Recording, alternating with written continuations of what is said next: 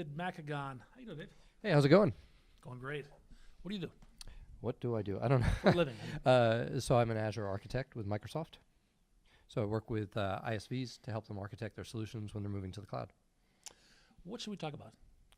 Well, we could kind of go off the beaten path. Let's do that. So one of the topics that comes up often is about data storage.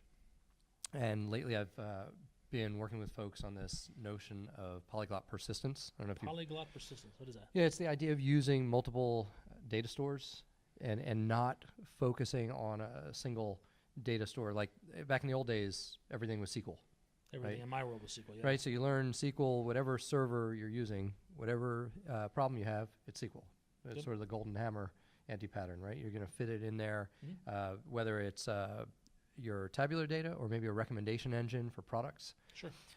And then we saw several years ago the advent of this NoSQL movement, sort of these databases that don't enforce schemas. They allow more flexible data storage. Yep. And so you had some popular ones come out like MongoDB or others Raven similar. or- Yeah, there's Raven, there's CouchDB, right? Those are document stores.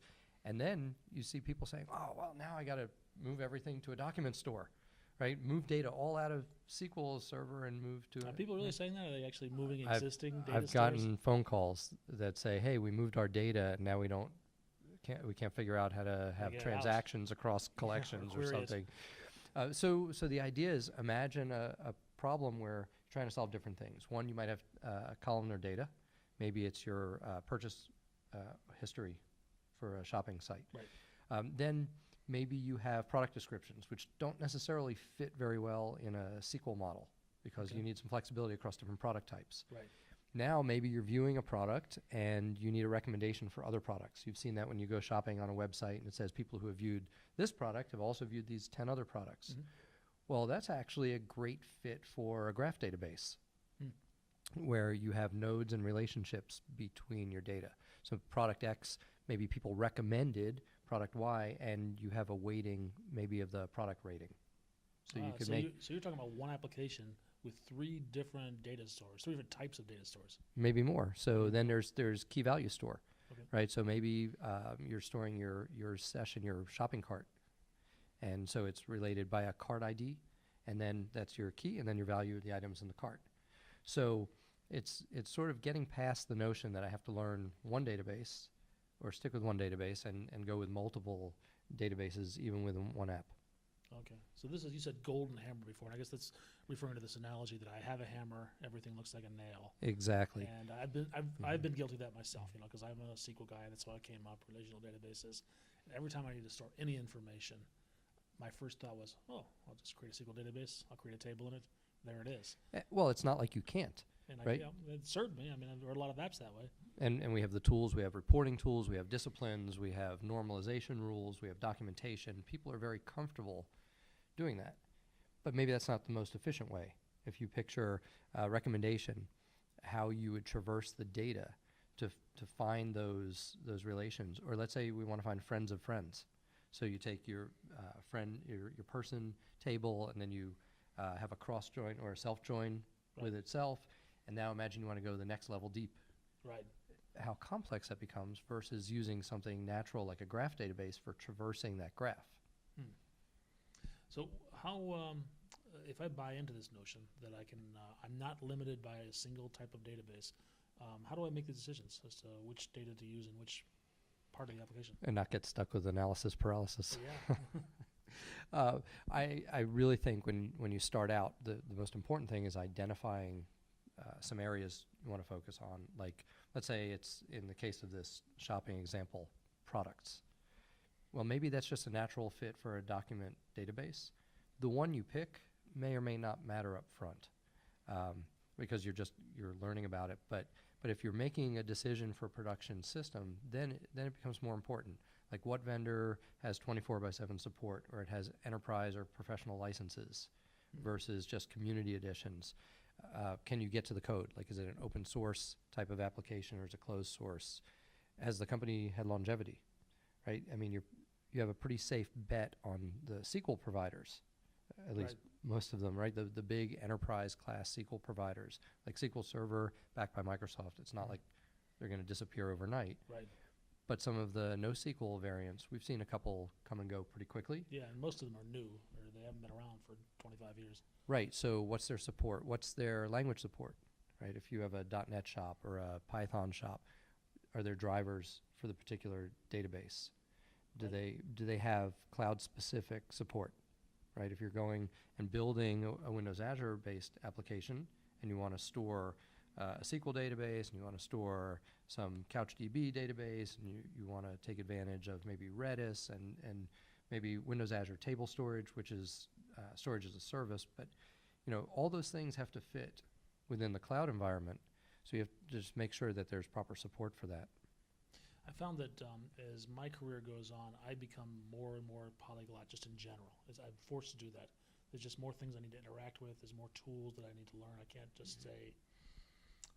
When I first started out, I was a FoxPro guy. FoxPro is a great language because everything's in the box. You don't have to learn anything else. Yeah, Database FoxPro. is there. The file system access is there. You don't have to load libraries. It's just there.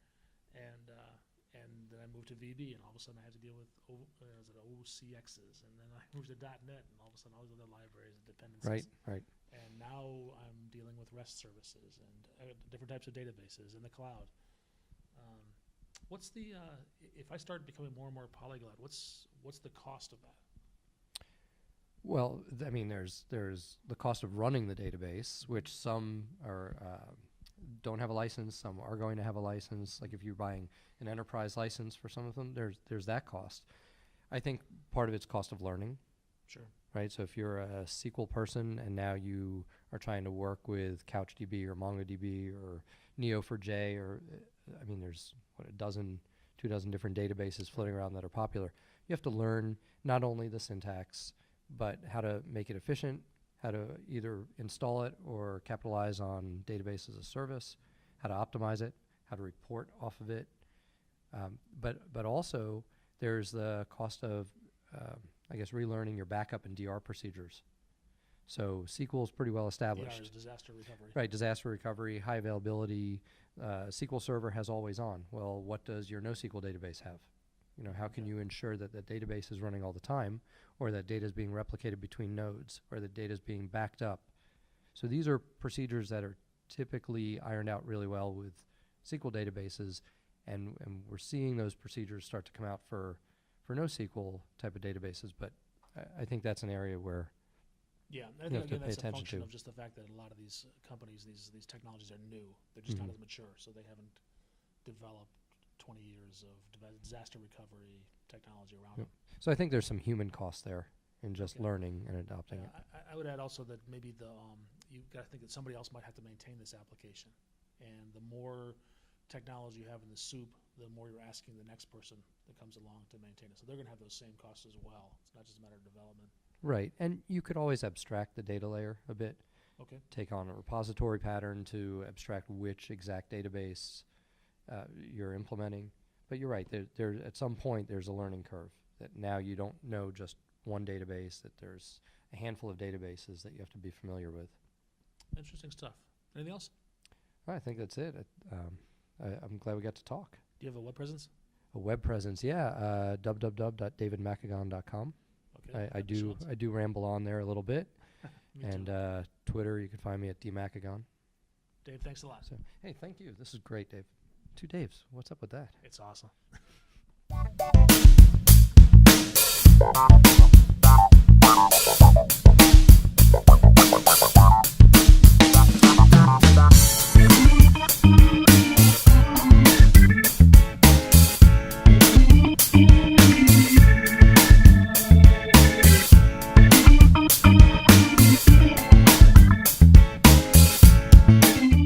Probably the biggest mistake I make is telling my friends that I work for Microsoft, because all of a sudden I'm their technology guy.